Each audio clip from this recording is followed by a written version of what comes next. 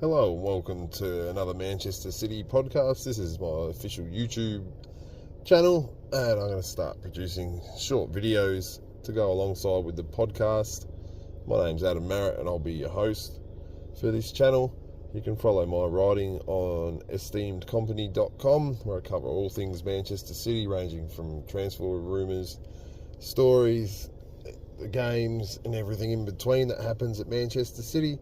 Been doing that for over 2 years now, and it's become a passion of mine, and I want to expand my scope into the city coverage a bit further. So I'm branching off and started another Manchester City podcast a couple of weeks ago, and now I'm going to branch off into YouTube videos and see where that leads me.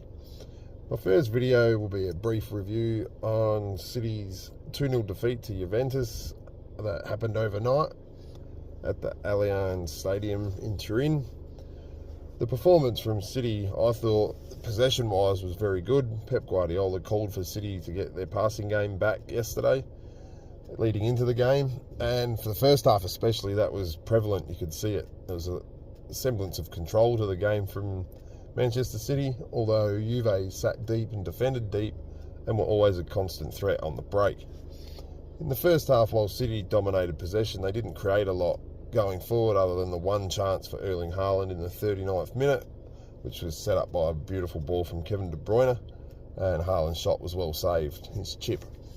Outside of that, City didn't create a lot, and Juve were always a threat on the counter with their pace and breaking in behind City's high defensive line, which has been a problem we have observed over the past 10 games, where City have only won one of them after last night's result.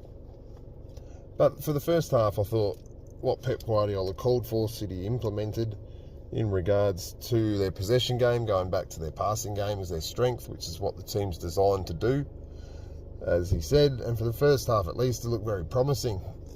Thought they'd played well without carrying a lot of threat and controlled the game. And going into half-time, you thought City had been the better team, although there was a threat from Juventus on the counter-attack that was clear to see. As the second half started, and for the first 5 minutes, it looked like City were going to play as they did in the first half, with the game following a similar pattern. But that changed once Dusan Vlahovic gave Juve the lead in the 53rd minute with a header, and there was problems you could see with that goal. It came off the back of an Ederson save, which he parried back into the box, which was hurriedly cleared, or it was a misplaced pass from Ruben Diaz or Josko Gvardiol, I'm not sure which one off the top of my head. And then the ball came back in, and Vlahovic's header, Ederson got a hand to it, but it dribbled over the line to give Juve the lead. That was what City couldn't afford to have happen, especially with the way Italian teams typically can defend deep, and if they score or take the lead, they're notoriously hard to break down after that. And that's how the game unfolded. Following Vlahovic's goal, City did increase their tempo and looked a lot more threatening, but Juve's defence was determined not to let them through, and there was a series of blocks. One good save in, I believe it was the 67th or 68th minute, from a Gundogan strike from just outside the box. But as a whole, Juve defended well and kept City out. There was one cross, I think it was the 62nd or 3rd minute, from Jeremy Doku across the penalty area. But Haaland's run, he'd made it to the near post more centrally rather than going to the back post like he typically does. So it amounted to nothing. There's one or two strikes from De Bruyne from distance, which, being De Bruyne, you did expect him to at least hit the target, but one went over, another went wide. And City kept pressing as they upped the tempo to get an equaliser, but as we've seen through this last 10 games, when City press forward, they do leave themselves vulnerable to the counter, and that's what happened in the 75th minute, where Juve effectively ended the game with their second goal through McKennie. It was a good goal, well worked, but it was just the way it came about that was the problem. As per usual, a long ball over the top of City's high line, which reverts to a back three when City were in possession, with Rico Lewis drifting into midfield from left back, leaves them woefully exposed.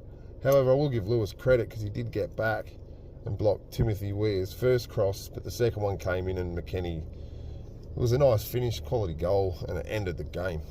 But that one goal basically showed all the flaws City have had in their past 10 games where they've only won one, and their susceptibility to quick counters, and they're just simple in their makeup.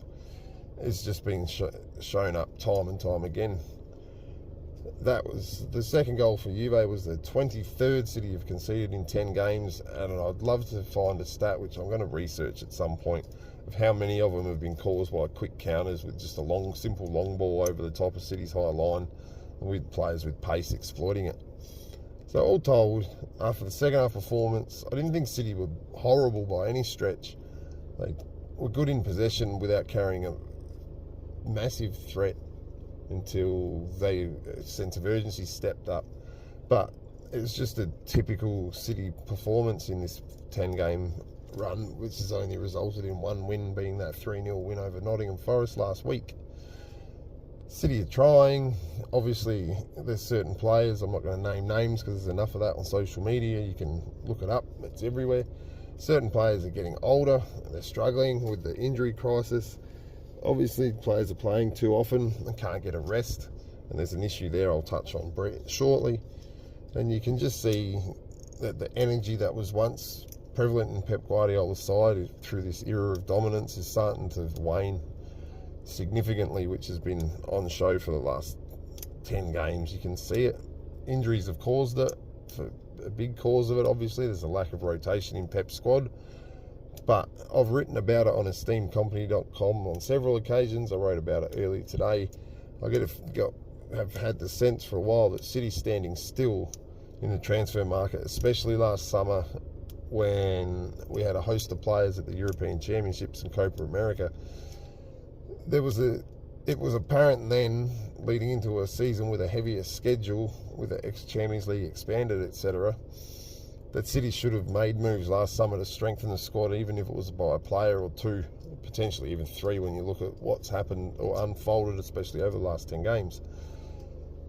So City have stood still.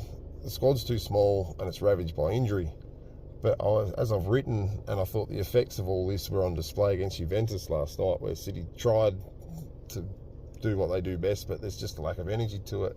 Standing still in the market and not trusting the academy, which I'll touch on shortly as well, has all contributed to what we're seeing unfold. It's frustrating because City have the resources, but the fact that they stood still and didn't really upgrade the squad. Yes, Savinho joined and Ilkay Gundogan returned, but there were pressing needs like a cover for Rodri. You could see Kyle Walker's decline towards the back end of last season. And if you look back to the FA Cup final, lost to Manchester United, even though it's not a game you want to dwell on, being a City supporter, what we're seeing, what United exploited at Wembley has now been exploited by City's opponents. Juventus followed the same basic template: sit deep, hit on the counter. It's what United did, or the Rags did at Wembley last season, and we've seen that. We saw it last night. Sporting did it to an extreme level when they beat City 4-1 last night.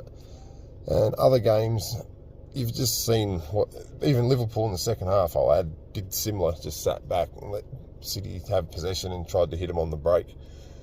It's a weakness. It's been a weakness since the FA Cup final, and by not addressing certain issues last summer and standing still, it's caused what we're seeing on the pitch.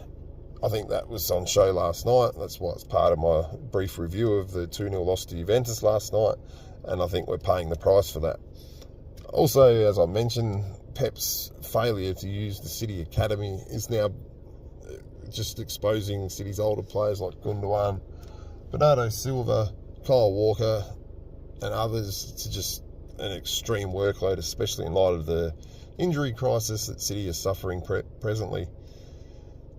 It's clear to see what's going on, that Pep doesn't trust players like Nico O'Reilly, James McAtee and Jacob Wright currently.